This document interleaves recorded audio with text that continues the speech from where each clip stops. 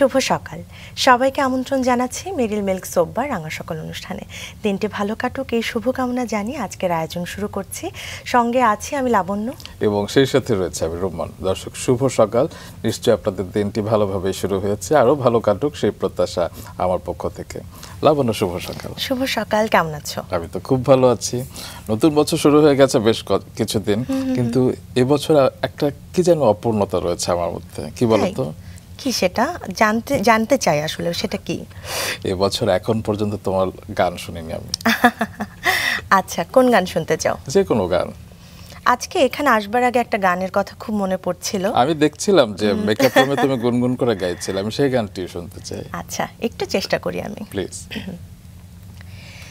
হৃদয় কাদা মাটি কোনো মূর্তি নয়, আঘাত দিলেই ভেঙে যাবে মন, উড়ন্ত কোনো বেলুন নয়, হুল ফোটালে চুপসে যাবে হৃদয়, কাদা মাটির কোনো মূর্তি নয়, আঘাত দিলেই ভেঙে যাবে মন, উড়ন্ত কোনো বেলুন নয়, হুল ফোটালে চুপসে যাবে হৃদয়, কাদা মাটির কোনো মূর্তি নয়।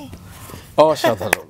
মানে এটা ছিল আমার নিউ ইয়ারের গিফট। একেবারে তাই। সেটা তো আমার গিফট, কিন্তু দর্শকদের জন্য কি গিফট দেব তুমি জানিয়ে দাও আজকে দর্শকদের জন্য কি গিফট রয়েছে। অবশ্যই দর্শক, আজকে আপনাদের জন্য রয়েছে বিশেষ উপহার, কারণ আমরা যারা এই লাবণ্য যে গানটি করলো সেই গানের গীতিকার এবং আরও অসংখ্য গানের গীতিকার, বাংলাদেশের সঙ্গীতাঙ্গনকে সমৃদ্ধ করেছেন যিনি, সেই গীতিকবি লেখক শহীদ মাহমুদ জঙ্গি রয়েছেন আজ আমাদের সাথে। আমাদের আমন্ত্রণে সাড়া দিয়ে তিনি এসেছেন রাঙা সকালে। চলুন শুরুতে তাকে স্বাগত জানাই।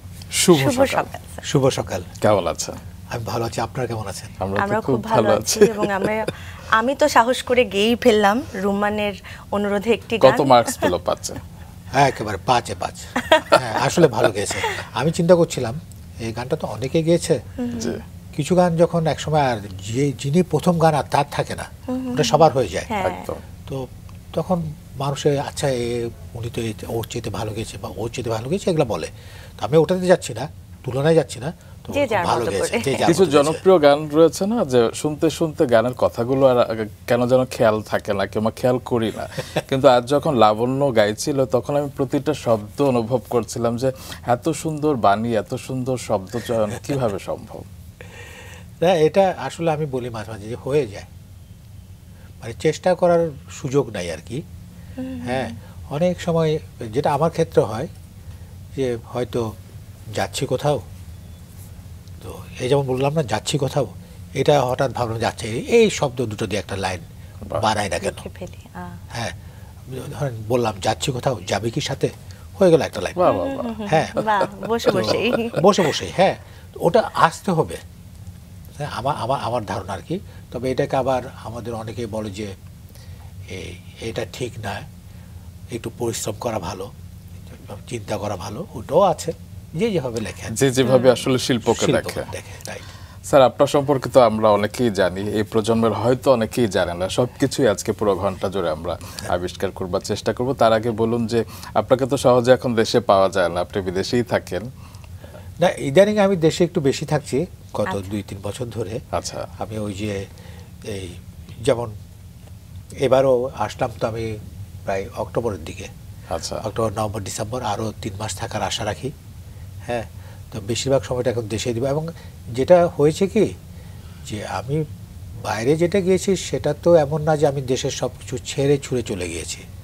যেমন আমার বাসা যেখানে ছিল সেই বাসা সেখানেই আছে। হ্যাঁ, আমার লোকজন যারা আমার সাথে ছিল তারা আমার সাথেই আছে। এবং আমি রেগুলার যাতায়াতে থাকতাম, যে কারণে ওইভাবে কিন্তু মিস করিনি আর কি। তো এখন ভাবছি দেশে একটু বেশি থাকবো, বয়স হচ্ছে তো, ভালোবাসাটা তো তখন আরো গাঢ় হয়। চমৎকার।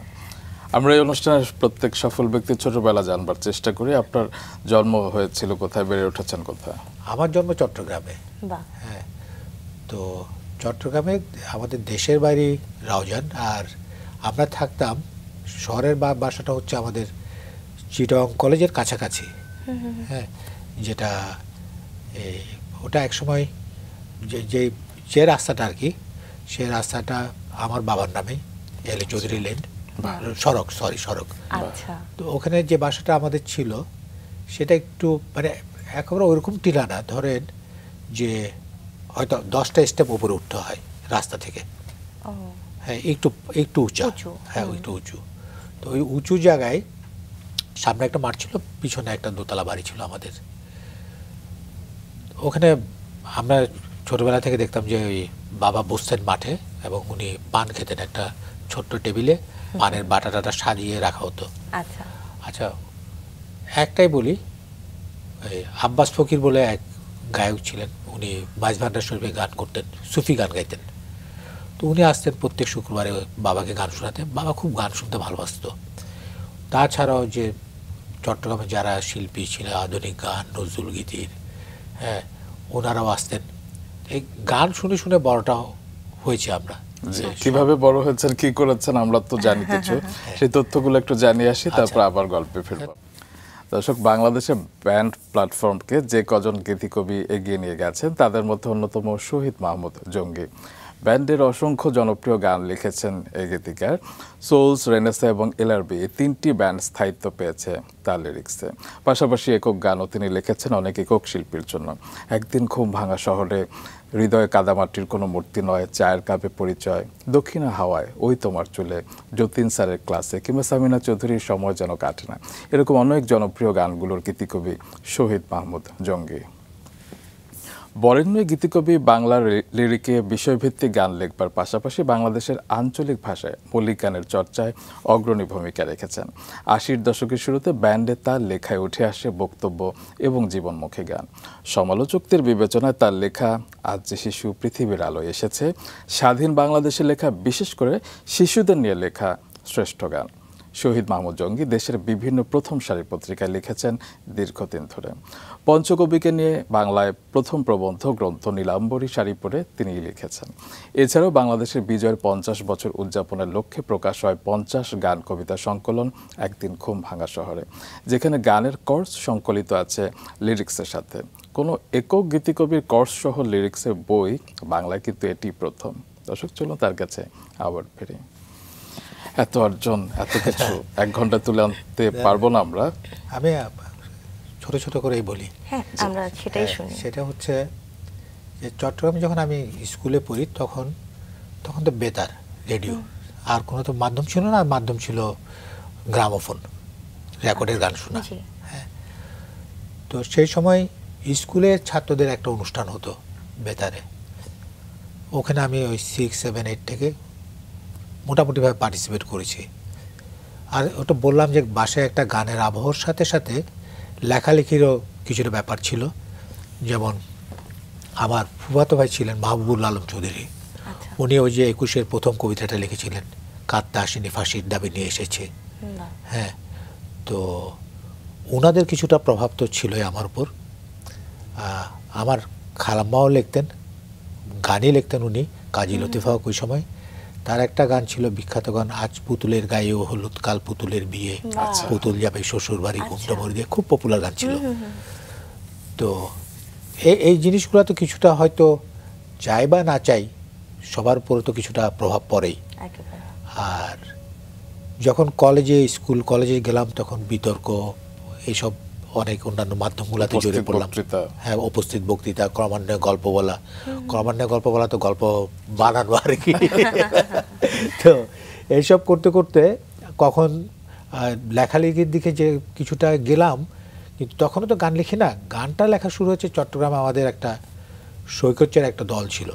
আচ্ছা, এই সৈকতচারিতে কিন্তু সেই সময় সোলসের যারা ছিল সবাই সোলসের। এটা তখন আপনি কিসে পড়ছিলেন? তখন আমি অনার্সে ফার্স্ট ইয়ার। তাহলে আরেকটু পেছনেই থাকি, আরেকটু ছোটবেলার কিছু গল্পগুলো একটু শুনে নেই। মায়ের কথা একটু শুনতে চাই। বাবার কথা তো শুনলাম, মায়ের কথা। মা কি আসলে এই বিষয়গুলোর সাথে জড়িত ছিলেন? আমার মা কিন্তু আরেকটু বেশি, উনি আমাদেরকে যেটা যেমন এই একদিন বিদায় দিয়ে মা ঘুরে আসে, গানটা উনি গাইতেন। আচ্ছা, আবার গানের গল্পটাও বলতেন, কিভাবে এটা হলো না হলো।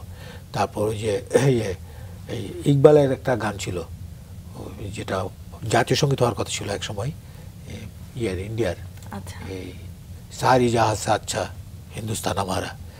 তো উনি ওই ওই ওই ওই ওই ঘরানার গানগুলো খুব ভালো জানতেন, মানে ইন্ডিয়ার গানগুলা বাংলা, ইন্ডিয়ার বাংলায় হিন্দি বা উর্দু যেগুলা ওই সেই সময়ের স্বাধীনতা সংগ্রামের তৎকালীন অবদান রেখেছে বা গাওয়া হতো, ওগুলা নিয়ে উনি কথা বলতেন। ইয়েও গাইতেন উনি, রবীন্দ্রসঙ্গীতও গাইতেন, মানে গুনগুন করতেন আর কি। গাইতেন বলতে আমি বলছি না যে প্রফেশনালি গাইতেন, গান ভালোবাসতেন। গান ভালোবাসতেন। স্যার আপনার নামটি কে রেখেছিল জঙ্গি এবং কেন? আচ্ছা, এটা আসলে ওরকম কিছু না, এটা ওই সময় তো আর আজকের প্রেক্ষাপট ছিল না, বা এই নামটা নিয়ে তখন এই ধরনের কথা হতো না। জঙ্গি শব্দটার আবিধানিক অর্থ হচ্ছে যোদ্ধা, জি এটা যোদ্ধা।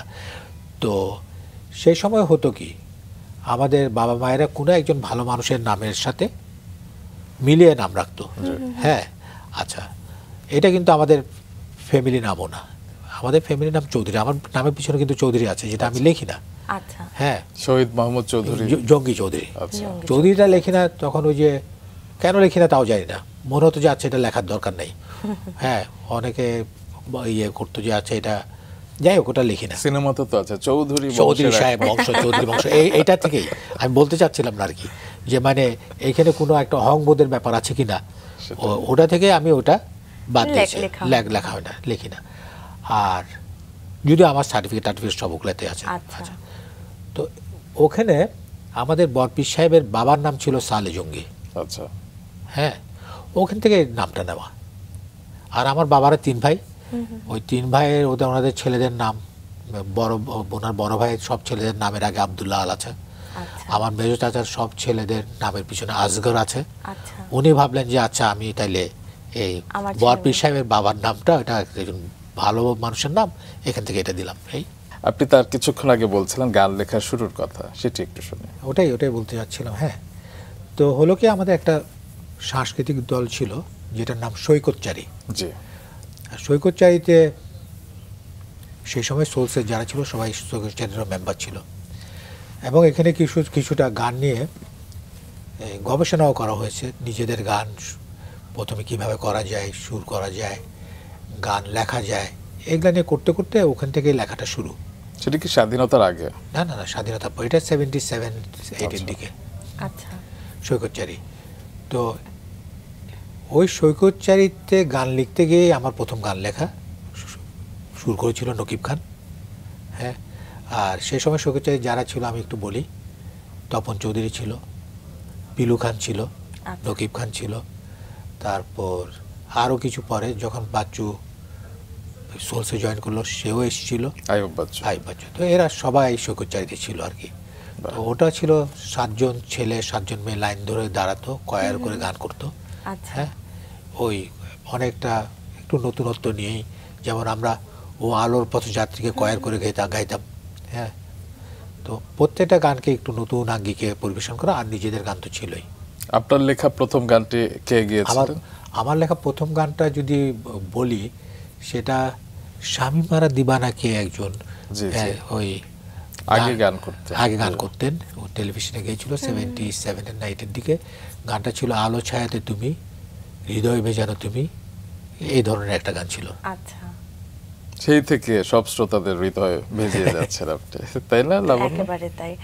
এমনি স্যার তার আগে কি কোনো গান লিখছিলেন নাকি এটাই একদম প্রথম লেখা? না, এটা প্রথম লেখা কিনা, এটা প্রফেশনালি প্রথম লেখা। যেহেতু এটা পাবলিশ হয়েছে, এটাকে প্রথম আমরা ধরতে পারি। হ্যাঁ, পাবলিশ পয়েন্ট অফ ভিউ থেকে ওটা হয়তো প্রথম। আচ্ছা, হ্যাঁ, তারপর ওই যে ওই সাথে মনে হয় ওই চিরঙের গানটাও ছিল, আপনারা শুনেছেন কিনা জানি না, আরো দেশক যাইও তুমি আরো বাড়ি যাইও, এই রেনেসার গান। স্যার, প্রথম জনপ্রিয় গান কোনটি আপনার, যে গানটি আসলে পুরো দেশব্যাপী আলোড়ন ফেলেছিল? ওটা যদি বলতে যাই তাহলে আমাকে বলতে হবে প্রথম জনপ্রিয় গান একদিন ঘুমবাঁকা শহরে। হ্যাঁ, আইয়ুব বাচ্চু। আচ্ছা, এখানে একটা মজার ব্যাপার বলি, প্রথম দিকে যখন আমি গান লিখতাম না, তখন আমি মনে হয় আলো ছায়াতে তুমি ছাড়া খুব একটা প্রেমের গানই লিখিনি। তো জেনে শুনে যেটা আমি একটু বলি, যে আমাদের সময় একটা ধারণা ছিল কি, বিশেষ করে অভিভাবক এবং যারা সিনিয়র সিটিজেন, তাদের মধ্যে ধারণা ছিল যে ব্যান্ড মানে একটা উচ্ছৃঙ্খল জায়গা, ওরা গাঁজা খাবে, ওরা ড্রাগ এডিক্টেড, এরা সবাই ব্যান করে। এবং তারা গান যেগুলো গায় এগুলো সব কোনো মানসম্মত গান না।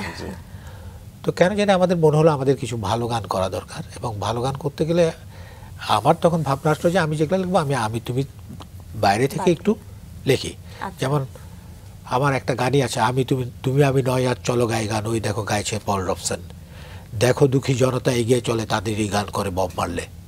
হ্যাঁ, তো এই গানটা ওখানে আমরা জেনে শুনে যে এই গানগুলো তখন হিট করে না। হ্যাঁ, তারপর ওই যে আণবিক আঘাতে হিরোশিমা কাঁদে বিপন্ন নাগাসাকি, ওই ধরনের গান। হ্যাঁ, দিকে দিকে আহাজারি, সবার চোখে পানি, গ্রাম বাংলার মানুষ এখন দুঃখে আছে জানি, এই ধরনের গানগুলো অনেকগুলো লিখেছি আমি তখন সেই সময়। সেই সাথে কিছু আঞ্চলিক গান ব্যান্ডের প্রথম।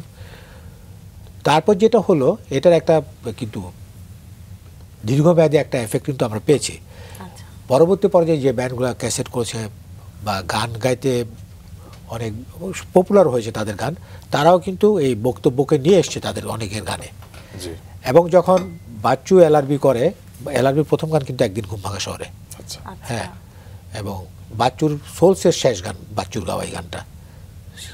বাচ্চু একবারই সম্ভবত টিভিতে গান গাওয়ার সুযোগ পেয়েছিল, তখন না থাকাতে তখন একদিন ঘুম ভাঙা শহর হয়েছে আর কি। তো একদিন ঘুম ভাঙা শহরও কিন্তু প্রেমের গান না, কিন্তু ওই গানটাই তো হিট করছে। এই গানগুলো কি বিষয়ভিত্তিক গান এভাবে বলতে পারি? না, বিষয়ভিত্তিক আর আমি কিন্তু গানকে এইভাবে ওই শ্রেণীকরণের পক্ষপাতী না। হ্যাঁ, আমি গান তো গানি।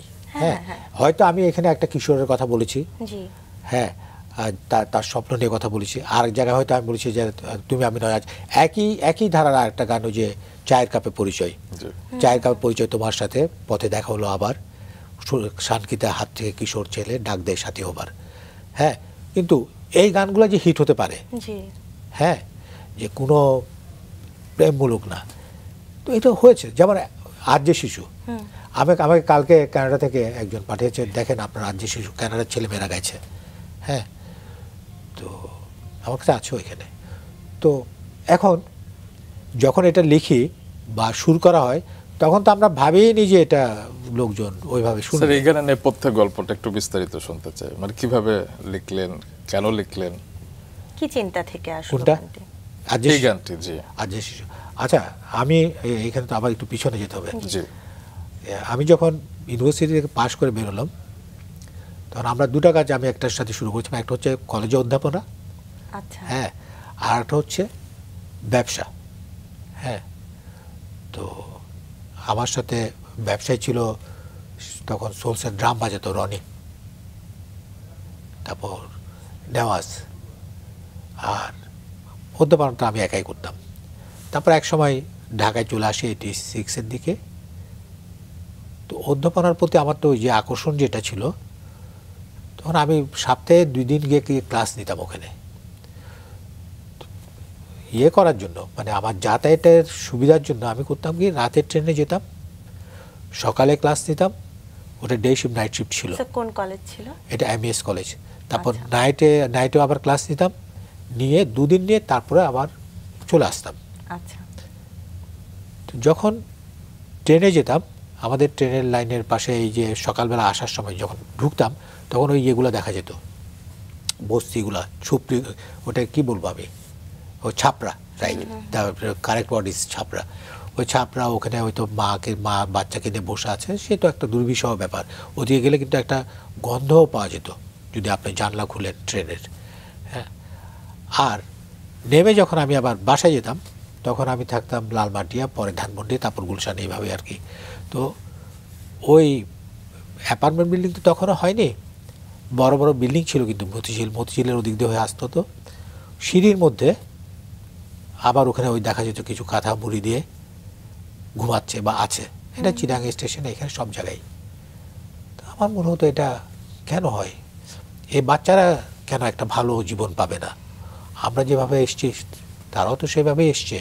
এই আশাটা তার তো কোনো অপরাধ না, কেন সে এখানে থাকবে? কেন আমাদের সরকার বা আমরা তাদের দায়িত্বটা নিতে পারি না? এই ভাবনা থেকে লেখা। আজ যে শিশু পৃথিবীর আলোয় এসেছে, আমরা তার ধরে একটি সাজানো বাগান চাই। যে গানটি এখনো মানে যে কোনো উৎসবে কিংবা যে কোনো উপলক্ষে আসলে গানটি পরিবেশিত হয় এবং যেটি আপনি বলছেন যে শুধু বাঙালি নয়, যে বাইরের মানুষ অনেকে অনেকে এটা এটা এটা যে কিভাবে শুনে, মানে অনুষ্ঠানে অনুষ্ঠানে আপনি যেটা বলেছেন একেবারে সত্য কথা, যে মানে এখনো প্রচুর অনুষ্ঠানে, এবং আপনি জানেন এখনো নতুন করে ওটা অ্যারেঞ্জমেন্ট করে গাওয়া হয় এবং ওটার জন্য টাকা দেওয়া হয়। আমি পেয়েছি কিছুদিন আগেও একজন সুরকার গায়ক, নাম করা সুরকার গায়ক, ওই জঙ্গিভাই আপনি আমার থেকে কিছু টাকা পান। আমি বলছি দূর, আমি কিছু টাকা পাই? বলে আপনার গান এটা নতুনভাবে করেছি, কোন প্রতিষ্ঠানে করেছে ওদের জন্য, আমাকে দিয়ে সাহায্য করতে, আপনার পাওনাও বর্তায়, এরকম। তারপর আরও অনেক জায়গায় যেটা আমি জানি আর কি। স্যার এলআরপির প্রথম গান যেটি আপনি বলছিলেন, একদিন ঘুম ভাঙা সকালে শহরে, হ্যাঁ, তো এই গানটির সৃষ্টির পেছনের গল্প। ওই যে সৈকতচারীর কথা বলছেন না, আমরা সৈকতচারীর অনুষ্ঠানগুলো করতাম ইয়েতে, শিল্পকলা একাডেমিতে। একটা ছোট্ট হল ছিল 300 ক্যাপাসিটির। তো আমরা তো সবাই ছাত্র, আমাদের কোনো স্পন্সর নাই, কিচ্ছু নাই, হ্যাঁ। তো সব মিলে হয়তো 200-300 টাকা খরচ হতো ওই সময়, কারণ আমাদের তো গায়ক গায়িকার পয়সা দিতে হয় না, কিচ্ছু না, খালি ওই হল ভাড়া আর ওই যে সাউন্ড, হ্যাঁ, এর দূরই, কারণ বাকি সব তো আমাদেরই আছে। আচ্ছা, তো ওই অনুষ্ঠান ওখানে আমাদের একটা আড্ডা হতো শিল্পকলা একাডেমির ওখানে বসে, আমরা ওই সিঁড়িতে বসে আর কি, 3-4টে স্টেপ থাকে একতলায় উঠতে, ওই জায়গায় বসে গল্প টল্প করতাম। ওখানে একবার বাচ্চু আসে, গল্প আরও জায়গায় করেছি। তো তখন সে সম্ভবত স্কুল পাস করেছে বা কিছু, 77-8 দিকের কথা। এসে বলে যে জঙ্গি ভাই সালামটা, তার সাথে বিশ্বজিৎ ছিল, যে আমি তো ইয়ে করি না, বলছে আমার নাম বাচ্চু, স্মার্ট ছিল, নাদুস নুদুস, হ্যাঁ, দেখলে আদর লাগবে এরকম, চোখ বড় বড়। তো না, বলছে আমি আপনার কাছে এসেছি। তো আমি বলছি ওয়ার্ড টু ওয়ার্ড তো ইয়ে হবে না। তো আমি বলছি, আমি হেসে হেসে তোমার নাম কি? বলছে আমার নাম বাচ্চু। কী করো তুমি? বলছে আমি ব্যান্ড করি। তখন খুব সম্ভবত তাদের ব্যান্ডের নামটা ছিল রিদম 77, যেটাতে বিশ্বজিৎরাও ছিল। তো আমি বললাম আমার কাছে কেন এসছো? হ্যাঁ, হেসে সে বলছে আমি একটু গানটা সুর করতে চাই, আপনি যদি আমাকে একটা গান দেন। তো তুমি সুর করবা? ছোট ছেলে। বলছে হ্যাঁ করবো। পারবা? বলছে হ্যাঁ। আচ্ছা ঠিক আছে, তুমি আমাকে একটা কাগজ কলম দাও, আমি তোমাকে 4 লাইন এখন লিখে দিব, তুমি যদি ওটা সুর করো আগামী সপ্তাহে, তারপর বাকিটা দিব। তো বললো আচ্ছা। সে কাগজ কলম কোত্থেকে জোগাড় করে দিল। আমি লিখে দিলাম, হারানো বিকেলের গল্প বলি, সাগর তীর ধরে এগিয়ে চলি, কাশবন পিছনে ফেলে রিমঝিম শব্দ তুলে, 4টা লাইন। তো ও নিয়ে গেল, নিয়ে আবার পরের সপ্তাহে এসছে ওই 4টা লাইনে সুর করে। তো আমার ভালো লাগলো, আমি পরে আরও লিখে দিলাম। ওটা তো আমি তো ভুলেই গেছি, আমার আর মনে নাই। অনেক দিন পর ওই বাংলা ভিশনের সাথে তার একটা সাক্ষাৎকারে সে অপি করিমকে বলছে, অপি করিম সাক্ষাৎকারটা দিয়েছিল, যে তার প্রথম গান, বলছে এটা আমার প্রথম গান। তখন আমি বুঝলাম যে এর আগে সে আর সুর করেনি আর কি। আচ্ছা, বাহ, চমৎকার। আর একদিন ঘুম ভেঙে শহরে, একদিন ঘুম ভাঙা শহরে তখন বাচ্চু আমাদের সাথে মোটামুটিভাবে চলছে, তো সে এসে গেছে। হ্যাঁ, আর তখন আমরা ওই যে বললাম না শোকের, তখন যে গ্রুপটা আমরা ছিলাম, ওই বন্ধুত্বের গ্রুপটা তো সবারই ছিল। আমরা ওখানে একটা ইয়ে আছে, ওই ফরেস্ট হিল আছে, হ্যাঁ, বন গবেষণাগারের পাহাড় ওটা। তো ওখানে সবাই আমরা গেছি বন্ধু বান্ধবরা, বাচ্চু আছে। বাচ্চু তো সে অ্যাজ ইউজুয়াল তার গিটারটা নিয়েই যায়, হ্যাঁ, সে গিটারও নিয়ে গেছে। অনেকটা একটু বনভোজন মতো, কিন্তু ছোট আকারে আর কি। আমরা তো বসে আমরা গল্প করছি, তো বাচ্চু পাশে আমার পাশে এসে বসছে। জঙ্গি ভাই আরে কি? বলছে একটু ওদিকে চলেন না। আজ কোন দিকে? বলছে পাহাড়ের ওই পাশে, একটু ওই পাশে, কথা আছে আপনার সাথে। আজ আরে কথা আছে, এখানে তো সবাই আমরা আছি, গল্প করছি, এ করছি, আবার ওদিকে গেলে এরা কি বলবে? হ্যাঁ, সবার থেকে আলাদা। বাচ্চু ভালো না, বসো এখানে বসো। চুপচাপ থাকলো আবার কিছুক্ষণ পর, হয়েছে তো এখন চলেন না। তো আচ্ছা ভাবলাম যে এ তো ছাড়বে না। গেলাম, যাওয়ার পর বললো যে একটা গান করে চলেন, একটা গান লেখেন, হ্যাঁ আমি সুর করব। তো যে আচ্ছা ওখানে সবাই বসে আছে, ওরা গল্প করছে, এটা গান লেখার সময় হলো? বলে না না, বেশিক্ষণ লাগবে না, এই আপনি 15 মিনিটের মধ্যে লিখবেন, আমি 15 মিনিটের মধ্যে সুর করে টোরে সবাইকে শোনাই দিতে পারবো। তো ওখানে বসে আমি ওই একদিন ঘুমভাঙা শহরে 2 লাইন 3 লাইন লিখলাম। লেখার পর দেখি কি, ওই যে পাহাড় তো এরকম ঢালু, মানে অনেক ফুল টুল ছিটিয়ে আছে এদিক ওদিক। তা আমি তখন বন্ধ করে দিলাম, আমি বাচ্চা এটা লিখবো না। ওই তাইলে আমি আর একটা লিখি। তো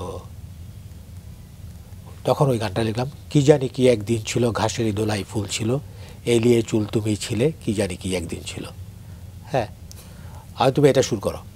ওটা পুরাটা লিখলাম, সে পুরাটাই শুরু করলো। আচ্ছা, ওটা তো ওখানে শেষ। তারপর এক সময় ওই যেটা বললাম, একদিন ঘুমভাঙা শহরে একটা বড় অনুষ্ঠান হচ্ছে বাংলাদেশ টেলিভিশনে, তখন তো একটাই টেলিভিশন, হ্যাঁ, চ্যানেল তো একটাই। সব বড় বড় ব্যান্ড, এই ফিডব্যাক, মাইলস, এই ধরনের, রেনেসা, সোর্স, সবাই। সেই সময় তপন নাই, হ্যাঁ। তো বাচ্চুকে গান করতে হবে, সিদ্ধান্ত হলো। এখন তার আগে যেহেতু তপন মূল গায়ক এবং তপনের সে সময়ের যে জনপ্রিয়তা, সোলসের টেলিভিশনের অনুষ্ঠান মানে তপনের গান গাওয়া, সেখানে বাচ্চুর সুযোগ টুযোগের খুব একটা থাকতো না। বাচ্চু ওটা নিয়ে কোনো আক্ষেপও ছিল না। আচ্ছা, তো যেহেতু মূল গায়ক তপনই গাচ্ছে, তো সে এবার এককভাবে গান গাওয়ার একটা সুযোগ পেল। পেয়েছে, তো সামাও সে সময় আমি চট্টগ্রামে ছিলাম, ওই যে বললাম না কলেজের, ওই কারণে হয়তো চট্টগ্রামে ছিলাম। তো সোর্সেস চট্টগ্রাম থেকে রওনা হবে। তো রওনা হওয়ার সময় 2টা মাইক্রোবাস নিল। তখন পার্থ জয়েন করেছে এতে সোর্সে আচ্ছা, কিবোর্ডিস্ট হিসেবে, কারণ বাচ্চুদের গিটার বাজাতো। তো আমরা চট্টগ্রাম থেকে 2টা মাইক্রোবাসে রওনা হলাম। একটা মাইক্রোবাসে আমি, পার্থ, বাচ্চু আর সম্ভবত রনি ছিল, 4 জন। আর একটা মাইক্রোবাসের সবাই বাকিরা।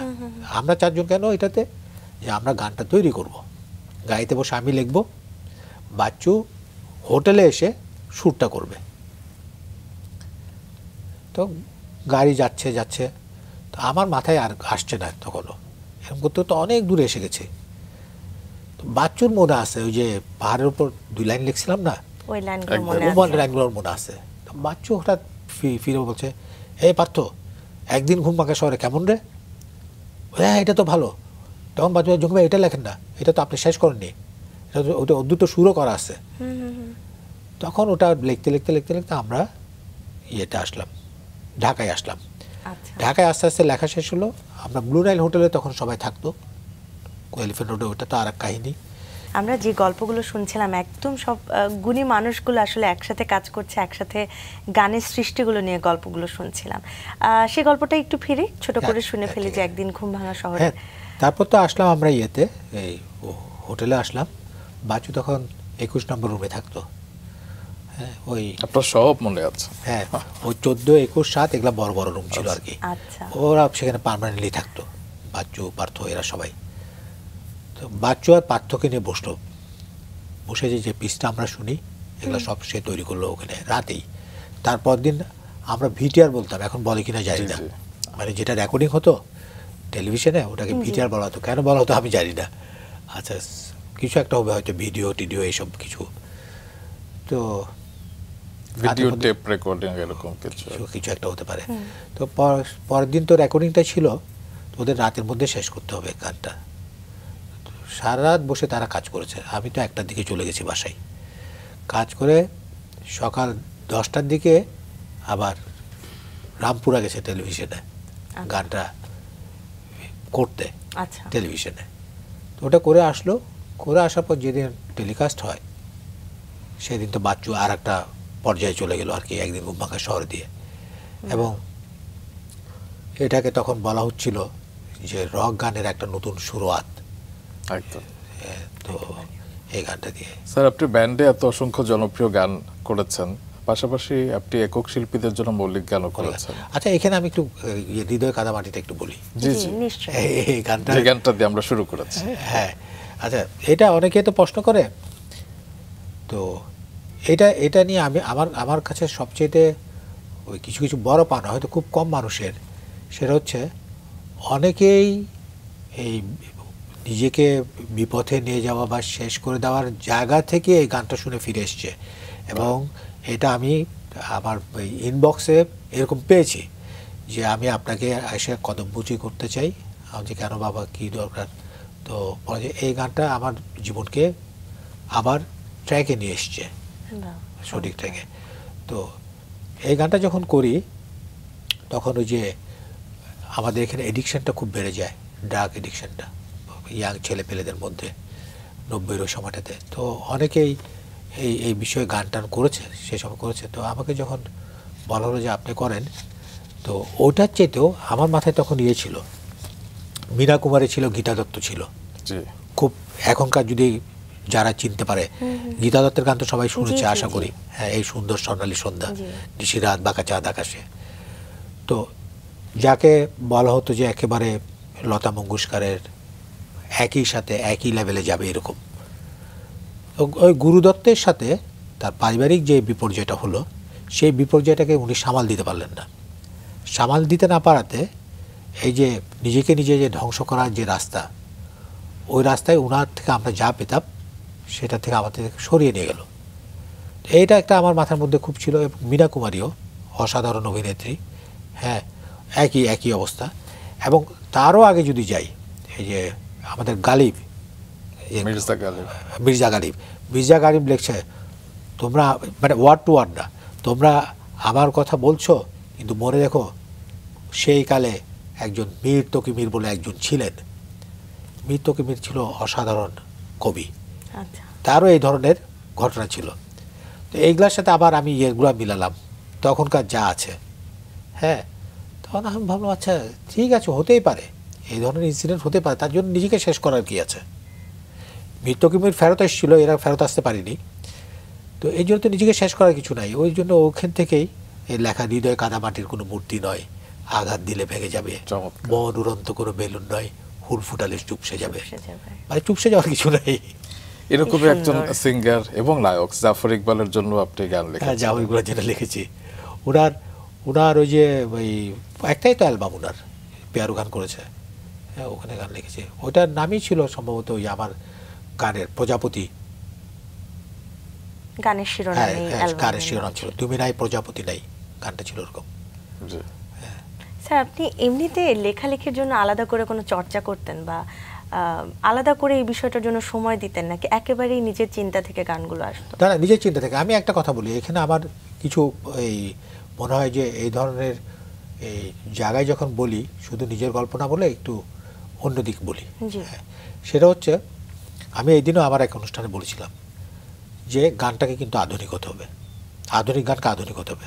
সব আধুনিক গান আধুনিক হয় না, এটা মাথায় নিতে হবে। এটার মধ্যে লেখায় আধুনিকতা থাকতে হবে, সুরে আধুনিকতা থাকতে হবে, এবং কণ্ঠে আধুনিকতা থাকতে হবে। আমি একটু উদাহরণ দিই। এই যে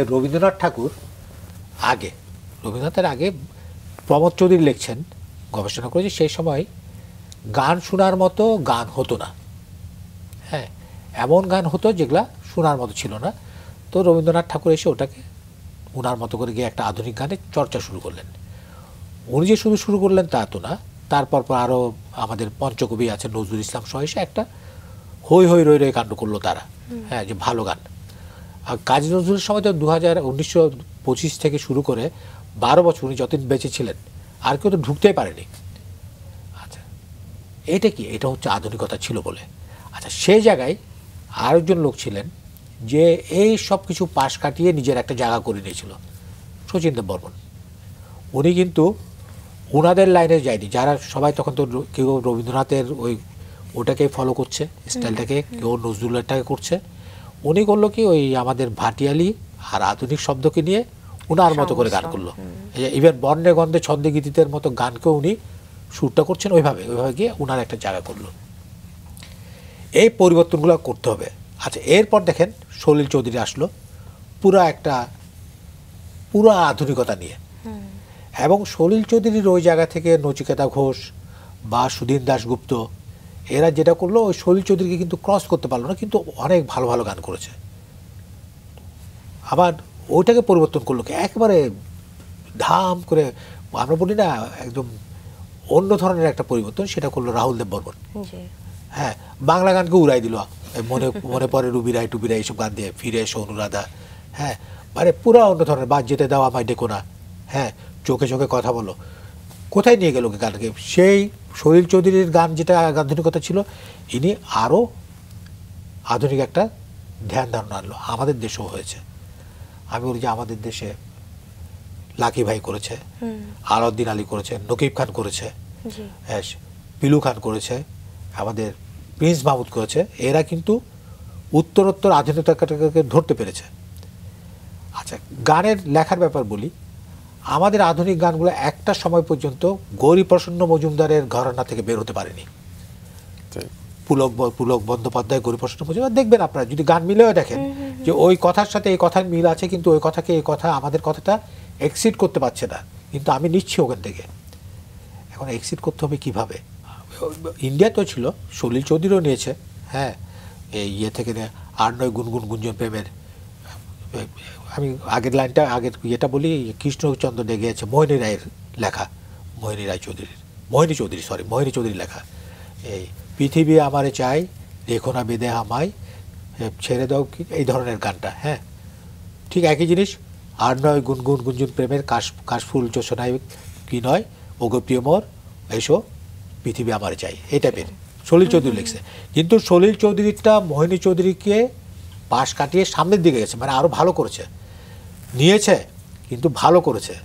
আমরা নিয়েছি কিন্তু ভালো করতে পারিনি বেশিরভাগ সময়ই। তফাৎটা হচ্ছে এই জায়গায়। হ্যাঁ, অনেক গান আমরা জানি যে এটা বাইরের সুর আছে, কিন্তু ওটা ভালো করেছে। ভালো করলে ওটার অ্যাকসেপ্টেন্সটা বেড়ে যায়। সেই সময় বলতো ভাঙ্গা গান, এগুলো কিন্তু অপরাধ ছিল না, এখনো বলে বলতে, এখনো বলে। হ্যাঁ, ভাঙ্গা গানটা কি, মানে ওই যে ওই গান থেকে আমি একটু নিলাম, এখান থেকে নিলাম, একটা তৈরি করলাম। হ্যাঁ, তো ভাঙ্গা গানকে কিন্তু ভালো গান হতে হবে, মানে ওটার চেয়ে। তো আমাদের মূল প্রবলেম হচ্ছে যে আমরা যখন আধুনিক গান করি, তখন আমরা আধুনিক গানটাকে মাথায় রাখি না যে হ্যাঁ, এখানে আমাকে গানের শব্দ চয়ন আধুনিক হতে হবে, কণ্ঠে আধুনিক হতে হবে, সুরে আধুনিক হতে হবে। আর একটা হয় কি, ওই যে লেখার মধ্যে যখন আমি কারোর প্রভাব চিন্তা করি যে আমি ওই লেখাটাকে অনুসরণ করব, তখন কিন্তু ভালো জিনিসটা বের হবে না, অন্তরের জিনিসটা বের হবে না। অন্তরের জিনিসটা বের হতে হলে সব থেকে আলাদা হতে হবে, নিজেরটা করতে হবে, যেটা ভিতরে আসে ওটাকেই বের করে আনতে হবে। ওটা গানে, সুরে, সব জায়গায় ওটার বড় অভাব আছে। আমরা খুব শর্টকাট করতে চাই। হ্যাঁ, আচ্ছা, পুলক বন্দ্যোপাধ্যায় এটা লিখছে, উনি তো লিখছে এটা, হ্যাঁ, আচ্ছা আমি আর একটু ঘুরায় এটাকে এইভাবে লিখি। আর সুরকারও চিন্তা হচ্ছে, আচ্ছা যারা তাড়াতাড়ি করতে চায় আর কি, ওই সুরটা থেকে এটা একটু মেরে দিলেই তো হয়। আরে তুমি যদি মারো, ভালো জায়গা থেকে মারো না। হ্যাঁ, যেখান থেকে মারা যায়, যারা অনেক ক্লাসিক্যাল, অনেক ওস্তাদ, অনেকগুলো আছে, এই রাগ থেকে নাও, ওই রাগ থেকে নাও, এই রাগের একটু টাচ নিয়ে করো। হ্যাঁ, অনেক ভালো। এই যে নাসিম আলী একটা গান করছিল, একটা আত্মজীবনী বের হোক, এবং সেখানে আপনি সব গল্পগুলো লিখে থাকেন।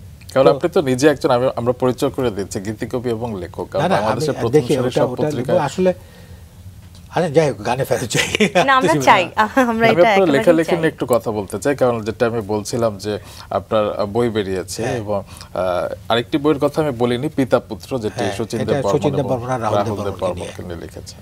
একটু শুনি এই দুটো বই নিয়ে। আচ্ছা, দুটা আমাদের এখানে তো অনেক পিতা পুত্রের জুটি আছে আর কি, এবং আমার মনে হয় যে সবচেয়েতে বাঙালি জুটির মধ্যে সবচেয়েতে পপুলার জুটি পুরো উপমহাদেশে, মানে আমরা যদি বাংলাদেশ, ইন্ডিয়া, পাকিস্তান সহ ধরি, তাহলে শচীন দেব বর্মণ আর রাহুল দেব বর্মণ, নিঃসন্দেহে। এত বড় জুটি তো আর নাই। আর মজার ব্যাপার হচ্ছে দুজনের গানের ধারা একেবারেই এপিট ওপিট ভিন্ন। হ্যাঁ, তার মানে যে তারা যে করতে পারতো না তা না।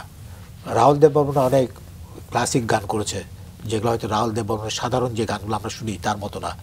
আবার শচীন দেব বর্মণ করেছে না, রূপ তেরা মস্তানা, হ্যাঁ, এই ধরনের গান করেছে, চ্যালেঞ্জে গিয়ে করেছে। হ্যাঁ, ওই তাকে শক্তি সামন্ত প্রযোজক গিয়ে বললেন যে শচীন দা, আপনি আরাধনা ছবির ইয়ে করবেন, এই সঙ্গীত পরিচালনা করবেন। তো শচীন দেব বর্মণ বলছে, তুই গতবার আমাকে কিন্তু কম টাকা দিয়েছিলি, এবার বাড়াই দিতে হবে টাকা। ও তো আমাদের লোকাল বাংলায় বলতো, কুমিল্লার ভাষায়, তো ওরা বাড়াই দিতে হইব। হ্যাঁ, তো বলছে হ্যাঁ দিব। বলছে তুই দিয়েছিলে গতবার আমার 70,000, এবারে কিন্তু আমারে তুই ইয়ে দিবি 75,000 দিবি। দিয়ে আবার তাকাচ্ছে শক্তি সামন্তের দিকে, রিয়াকশন দেখছে আর কি। বেশি হয়ে গেছে, আচ্ছা ঠিক আছে দিস না, ওই আগের মতোই দিস। তো শক্তি সামন্ত বলছে যে না দাদা, এবার আমি ঠিক করছি, আপনাকে আমি 1 লক্ষ টাকা দিব। আচ্ছা হ্যাঁ, তুই 1 লক্ষ টাকা দিবি, তাহলে তো ফাটাই দিব রে। হ্যাঁ, ছবি মানে সুর করে ফাটাই দিবে সে, এই ভাষায়। ওই তারপর সে করছে রূপ তেরা মাস্তানা। স্যার, তারা বাপ বেটা জুটি যেমন চলচ্চিত্রের জন্য গান করেছেন, আপনি ব্যান্ডে এবং আধুনিক গানে এত সফল কাজ করেছেন, গান লিখেছেন, চলচ্চিত্রে আপনাকে সেভাবে পাইনি কেন? না, চলচ্চিত্র আমাদের সময়টা যেটা ছিল, এটা একটা বড় প্রশ্ন। হ্যাঁ, আমাদের সময়টা আমরা চলচ্চিত্রে যেতেও চাইনি। হ্যাঁ, যেমন সৈয়দ শামসুল হক, গাজী মাজহারুল আনোয়ার, ওরা গেছে, আমরা তো ওই ওই ওই ওই ওই ওই জায়গাটুকুকে বাদ থেকে আমরা শুরু করেছিলাম। আমরা কিন্তু চলচ্চিত্র তখন আমাদের সময় ভালোও ছিল না, চলচ্চিত্রের প্রতি আমাদের একটা উদাসীনতা ছিল, এবং আমাদের যে তারুণ্য ছিল সেই তারুণ্য চলচ্চিত্রকে ওন করতো না। হ্যাঁ, চলচ্চিত্রের গান কিন্তু আমাদের সময় পপুলার হয়নি, আমাদের সময় পপুলার হয়েছে কিন্তু ব্যান্ডের গান। এবং আমি বলি যে বাংলাদেশে প্রথম ব্যান্ডের গানই রপ্তানি হয়েছে বাইরের দেশে। হ্যাঁ, অন্য কোনো গান না। তো বাংলাদেশের গানগুলো এই যে ব্যান্ডগুলোকে সবাই নিয়ে গেছে না, আমি বলছি কোথায়, আমাদের দেশি লোকজন নিয়ে গেছে তা না, কলকাতা বা ইন্ডিয়ার বিভিন্ন ইউনিভার্সিটিগুলো নিয়ে গেছে। আমাদের বাঙালি যারা প্রবাসী আছে তারা নিয়ে যাওয়া এক জিনিস, তারা তো আমাদের ভাই ব্রাদার, কিন্তু যারা আমাদের ভাই ব্রাদার না তারা টাকা খরচ করে নিয়ে যাচ্ছে। তো আমি বলি যে আমাদের প্রথম রপ্তানিযোগ্য গান হচ্ছে ব্যান্ডের গান। ব্যান্ডগুলো সব গেছে, মাইলস গেছে, সোলস গেছে, সবাই গেছে বাইরের লোকের আমন্ত্রণে, বাইরের দেশের আমন্ত্রণে। স্যার, আপনার কি মনে হয় যে ব্যান্ডের যে জৌলুস ছিল সেটি এখন কেন নেই, কি মনে হয়? না, ওটা এখন নাই। এটা তো বিভিন্নভাবেই হতে পারে। যে আমি যদি বলি, কিছুটা নিজেদের উপর দায়িত্ব নিতে হবে। ব্যান্ডের যেটা ছিল যে আমরা একটা শ্রোতার কান তৈরি করেছিলাম। হ্যাঁ, শ্রোতার এই গানটা ছিল না, তারা যে বাংলা সিনেমার গানেই শুধু শুনতো। বাংলা সিনেমার গান যে খারাপ হতো তা বলছি না আমি, কিন্তু ওই এক ধাঁচের এই গানগুলো তারা শুনতে শুনতে তাদের কানে ওই গানগুলোই বাজতো। তো ওই জায়গা থেকে ব্যান্ডের গানে আনাটা তো সহজ কাজ ছিল না। এই কাজটা কিন্তু ব্যান্ডগুলো করেছে, যে তাদের গান শ্রোতাদের শুনিয়েছে। এবং যারা সিনেমায় গান গাইতো তারা সিনেমা ছেড়ে অডিওতে এসছে, অডিওতে বেশি সময় দিয়েছে। কুমার বিশ্বজিৎ, তপন চৌধুরী, এবং শেষের দিকে যদি বলে আসিফ আকবর, এরা সবাই তো। আমি শেষ দিক পর্যন্ত আসলাম আর কি। কেন? সেই সময় অডিওটাই ছিল লোকের কাছে প্রধানত মাধ্যম। হ্যাঁ, ওটাই শুনতে ওরা ভালোবাসতো। তো যারা এই গানটা তৈরি করেছে তারাই কিন্তু এই গানটা নষ্ট হওয়ার জন্য কিছুটা না কিছুটা দায়ী। এই দায়টা কেন বলছি আমি? 2000 সালের দিকে আমরা কিন্তু এই ব্যান্ডগুলো থেকে আর আগের মতো গানগুলো পাইনি। আমরা কিছু কম্প্রোমাইজ দেখলাম, আপোষ দেখলাম। আপোষটা কি? কথায় আপোষটা দেখলাম, বাণিজ্যের সাথে। বাণিজ্যে। এটা কেন হয়েছে বলি, তখন একটা চিন্তা মাথায় আসলো আমাদের কণ্ঠশিল্পীদের, যে কম্পিউটারাইজ। না, তখন গার্মেন্টস সেক্টর বোমে, তারাও কিন্তু তখন ক্যাসেট প্লেয়ার বা সিডি প্লেয়ার তাদেরও আছে, এবং তারা এসব সিডির একজন বড় গ্রাহক। ওই জায়গাটা ধরতে হবে। আচ্ছা, তারা ভাবলো যে এই গার্মেন্টস শ্রমিকদের রুচিটা হয়তো not up to the mark, বা আমরা যেটা গাইবো সেটা তারা নিতে পারবে না। তারা ভুলে গেল যে তারা কিন্তু এই শ্রোতাগুলোকে, যারা আপ টু দ্য মার্ক ছিল না, তাদেরকেই ভালো জায়গায় এনেছে, তাদের ভালো গানগুলো শুনিয়েছে। তারা যখন ওই গানগুলো করছে, আমার গার্মেন্টস সেক্টরে আমার কিছু কাজকর্ম ছিল, ব্যবসা বাণিজ্য ছিল, তো আমি যেতাম ওখানে। তো আমি দেখতাম যে ওরা আসলে ওখানে ওই গান বাজিয়ে ওরা কাজ করতো। গান যেগুলো বাজতো, ভালো ভালো গান বাজতো। আমি খারাপ গান কখনো দেখিনি। আমি ওখানে যে তুমি যে আমার কবিতা, হ্যাঁ সিনেমার গান, কিন্তু সিনেমার ভালো গানগুলা, হ্যাঁ তুমি যে আমার কবিতা জাতীয় গানগুলো ওখানে বাজছে। তাদেরকে আরামসে আমাদের ব্যান্ডগুলো যে গানগুলো গিয়ে পপুলার হয়েছে ওই ধরনের গান দিলেও তারা নিত। আচ্ছা, কিন্তু আমরা ওই জায়গা থেকে সরে আসলাম। সব কিছুর একটা কন্টিনিউশন থাকে না, কন্টিনিউশনটা ব্রেক হলো। ব্রেক হওয়ার পর ওই যে একটু আমরা পথ হারালাম ব্যান্ডগুলা, ওই পথে আসতে আবার হয়তো সময় লেগেছে। তবে নিরাশ হওয়ারও কিছু না, এখন তো অনেকগুলো ব্যান্ড আছে, যেমন জলের গান, চিরকুট, এরা তো অনেকেই ভালো করছে। কিন্তু ওই যে মাঝখানে একটু সময়, ওই সময়টাতে বড় একটা বিরতি একটা ছিল। স্যার, আপনি দেশকে এত কিছু দিয়েছেন, সঙ্গীতাঙ্গলকে এত কিছু দিয়েছেন, ততটুকু কি পেয়েছেন? আপনার কোনো হতাশা রয়েছে? না, আমি এই ব্যাপারে আমি সবসময় একটা বলি যে মানে আমার কোনো হতাশা নেই, কিছু নাই। আমি ওই আর একটা লাইন ব্যবহার করি যে আমার গান শুনে কেউ যখন পছন্দ করে, বলে যে গানটা পছন্দ করলাম, তখন আমি বলি যে আলহামদুলিল্লাহ। হ্যাঁ, এটাই বড় প্রাপ্তি, আর তো কিছু দরকার নেই। জি স্যার, তো ব্যান্ডের গান অনেক লিখেছেন, আর সেই সাথে আমরা শুরুতেই দর্শকদের বলছিলাম যে একক গানেরও কিছু কাজ করেছিলেন, যেটার মধ্যে অনেক জনপ্রিয় পেয়েছে আসলে সময় যেন কাটে না, সামিনা চৌধুরী। সেখানটির গল্প আছে, যতীন স্যারের ক্লাসে আছে জি নাসিমারও কিন্তু ওই গানটা দিয়েই ব্রেক থ্রু, ইনফ্যাক্ট লাইমলাইটে আসা। তো এগুলোর কেমন অভিজ্ঞতা বা একটু গল্পগুলো শুনি। এটা হচ্ছে কি, তখন একটা ধারণা হচ্ছিল যে না, আমি মনে হয় শুধু ব্যান্ডের গানই লিখি। হ্যাঁ, কতগুলো ধারণা তখন চালু ছিল। একটা চালু হচ্ছে যে উনি ওই 3-4 জনের বাইরে কাউকে গান দেয় না। হ্যাঁ, গান দিল, ওই গান হয়তো এমনিতে দিয়ে দেয়, ওটা নজর দেয় না। তারপর উনি একক শিল্পীদের গান লেখে না। তো এগুলা করতে করতে যখন এটা আসলো আমার কাছে, এই সামিনার একক অ্যালবামের কথাটা, এই বুঝি তুমি এলে, হ্যাঁ, এই বুঝি তুমি এলে অ্যালবামের গানগুলো, তখন ধরতে গেলে ওটাই হয়তো একটা বড় আকারে আমার 12টা গান একসাথে তুমি আমি এই ধরনের গান লেখা। হ্যাঁ, তার মধ্যে একটা অবশ্যই ছিল, চিরগণের গান ছিল। এই তো স্যার, আমরা বর্তমান সময়ে দীর্ঘদিন ধরে দেখছি যে সাংবাদিকরা গীতিকার হয়ে যাচ্ছেন, কিন্তু আপনার ক্ষেত্রে দেখেছি যে আপনি শুরুতে গীতি কবি ছিলেন, পরবর্তীতে পত্রপত্রিকারা আপনার কাছে লেখা চেয়েছেন এবং বিভিন্ন সময় আপনি বিভিন্ন প্রতিবেদন, প্রবন্ধ লিখেছেন প্রথম সারির সব পত্রিকায়। তো এই সাংবাদিকরা গীতিকার হয়ে যায় কেন, আপনার কি মনে হয়? আমার মনে হয় যে শিল্পীদের পাশাপাশি থাকতে থাকতে, ধরেন উনি গান করছেন নজরুল গীতি, আমি সাংবাদিক, আমি ওনার একটা সাক্ষাৎকার নিতে গেলাম, তারপর আমি ভাবলাম যে আচ্ছা, বা উনি আধুনিক গান করছেন এখন, তো আধুনিক গান তো এটা করেছে, এটা তো মনে হয় করা যায়। হ্যাঁ, এই যে সুরকারদের সাথে একটা সম্পৃক্ততা হয় তাদের, এখান থেকে মনে তারা উৎসাহিত হয় আর কি। স্যার, এখনকার গান তো আপনার শোনা হয় অবশ্যই, বর্তমান সময় কোন গানগুলো আপনার মনে দাগ কেটেছে, এরকম কয়েকটা গানের নাম যদি বলেন।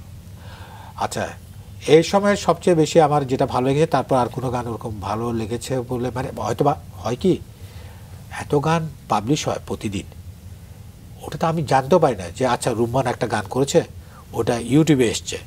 হ্যাঁ, আমি কিভাবে জানবো? যেমন আমরা যে এই লিটার 4টা গান করলাম এই 24 তারিখ, হ্যাঁ, সব প্ল্যাটফর্মে দেওয়া হয়েছে ইন্টারন্যাশনাল, এখন ইউটিউবে 2টা গান গেছে, আর 2টা গান যাবে। লোকে জানবে কিভাবে? জানার তো সুযোগ নাই। তো ওই সুযোগের অভাবে অনেকগুলো গান শোনা হয় না, এটাও সত্য। তবে যেগুলো শুনি তার মধ্যে অনেকগুলো ভালো গান আছে। এবং এই জায়গায় ওই যে আমি একটু বলি, আমি এতে এসে প্রিন্স মাহমুদে এসে শেষ করলাম না, তারপরে কলকাতায় কিন্তু আরও 2জন লোক কিছু নতুনত্ব এনেছিল। একজন হচ্ছে সুমন, হ্যাঁ, কবির সুমন, আর হচ্ছে নচিকেতা। হ্যাঁ, এবং তারপর ওখানে এখন যে অনুপম রায় কাজ করছে, তার ওখানেও কিছুটা ভিন্নতা আছে। আমি যে কথাটা বলছিলাম যে মানে ভিন্নতা যদি আসে, মানুষের নিবে। আমরা যখন ইয়াং ছিলাম, একটা বড় গন্ডগোল আছে কিন্তু এখানে, এই যে আমাদের মতো যারা বয়স হয় না, আমরা চিন্তা করি যে ও যেটা করবে এটা আমি যেভাবে করছি এর বাইরে করতে পারবে না, বাইরে করলে সে কিন্তু নিয়ম ভাঙছে। হ্যাঁ, তো নিয়ম আমরা ভাঙতে দিতে কোনো মতেই রাজি নই। তো কিন্তু নিয়ম না ভাঙলে তো নতুন নিয়ম আসবে না, কিচ্ছু হবে না। আমরা আমাদের সময় করেছি, এখনো করেছি। আমি একটা উদাহরণ দিই, এই রেনেসাঁ সেকেন্ড অ্যালবাম তৃতীয় বিশ্ব, ওই তৃতীয় বিশ্ব নিয়ে একটা গান আছে, শুনেছ কিনা জানি না। গানের কথাগুলো এরকম: তৃতীয় বিশ্ব এমনই এক বিস্ময়, বানায় না অস্ত্র তবুও সশস্ত্র, ওরা মরণ খেলায় বড় অভ্যস্ত, ওরা যুদ্ধ শুধু যুদ্ধ করে যায়, বৃহৎ শক্তি অস্ত্র বেচে যুদ্ধ থামাতে চায়। হ্যাঁ, তারপরে এটা হচ্ছে পাশাপাশি দেশ নেই শান্তির পরিবেশ, আছে যুদ্ধের অশনি সংকেত, দীপ্তিতে হাসে ওই বৃহৎ শক্তি, তৃতীয় বিশ্বের করতে হয় তাদের ভক্তি। হ্যাঁ, এটা এক অন্তরা। তো এই এক অন্তরা লেখার পর বিল বললো আরেকটা অন্তরা দিবেন, আমি বলছি না, ওই এটা শেষ। আমি বলছি হ্যাঁ, এটা শেষ। বলছে কেন? আমি বলছি এখানে আর কোনো কথা নেই, যা বলার বলে ফেলছি। হ্যাঁ, নতুন করে একটা অন্তরা লিখবো কেন? তো এখন নিয়মটা কি? নিয়মটা হচ্ছে 2টা অন্তরা থাকতে হবে, একটা স্থায়ী থাকতে হবে, একটা ফরম্যাট। তো ওই ফরম্যাটে যে বাইরে যাচ্ছে তো চিল্লাচিল্লি তো হবেই। তো ওই চিল্লাচিল্লিকে তো ইয়ে করার যদি করি তাহলে কিন্তু সৃষ্টি হবে না। আর এবার এসে যেটা করলাম, এই একটা গানে, এলিটার একটা গানে, হ্যাঁ, ওই প্রথম মুখরাও লিখলাম, অন্তরা দুটা লিখলাম, দুটো কিন্তু অন্তরা কিন্তু একই মিটারের না, আচ্ছা। ভাই দুটা অন্তরা আলাদা আলাদা সুর করতে হবে।